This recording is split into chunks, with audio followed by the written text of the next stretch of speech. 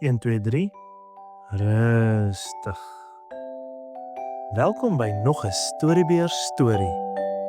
Luister lekker saam.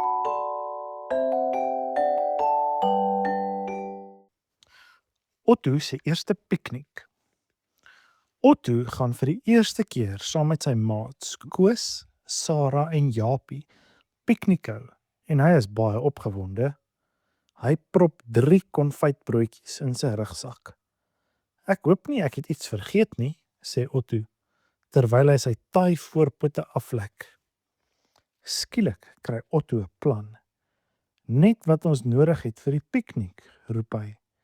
En voor Saartjie kan keer, pluk Otto die tafeldoek van die tafel af. Alles wat op die tafel was, val op die vloer. Kaplaks! Gelukkig klop iemand aan die voordeur. Anders was Otto in groot moeilikheid. Otto, jou maats is hier, roep Saartjie. Otto hardloop deur toe. Weg is ons, sê Otto. Totsiens, mamma. Saartjie kyk na die lug. Dit is 'n bietjie bewolk. Wees versigtig, sê sy. Kom liewer terug as dit begin reën. Moenie bekommerd wees nie, troos Sarah. Ek sal mooi na almal kyk. Hulle klouter teen 'n heuwel uit en Otto wys na 'n bos aan die ander kant. Kom ons gaan soontoe, sê hy. Ek weet van 'n stroompie en 'n groot boom waaronder ons kan piknik hou. Kom ons kyk wie's eerste daar. Otto is eerste, Japie is tweede en Sarah is derde. Koos steun en kreun om by te bly. Maar toe hy die water sien, is hy die eerste een wat inspring. Kaplaks! Koos, dit was nie slim van jou om sommer net in te spring nie, raas Sarah. Jy kon seer gekry het. Ek is jammer, sê Koos. Gelukkig het ek niks oorgekom nie. Kom ons gaan eet. Otto, Sarah en Japie spring van een klip na die ander om oor die stroom te kom. Otto gooi die tafeldoek op die grond oop en Sarah pak die kos uit.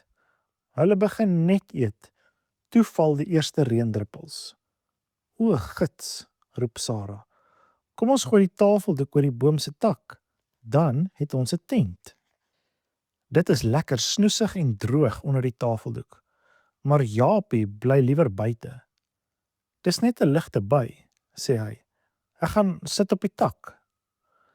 Skielik hoor Otto hoe Japie oeps skree. Toe begin die tent skud en dit is skielik pikdonker. Japie het van die tak afgegly en die tent op almal laat val. Nou is die piknik verby, sug Otto. Dis alles jou skuld, Japie, kla Sarah. Jy met jou aapstreke. Ons kan nou maar net sowel huis toe gaan, sê Otto.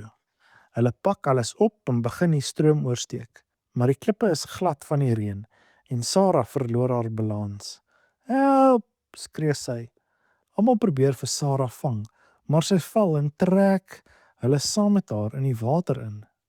Nou, dit is 'n gemors. Otto kyk om hom rond en almal bars uit van die lag. Dis alles jou skuld, Sarah. Jy en jou balansstreke. Almal giggel en Sarah lag kliphard.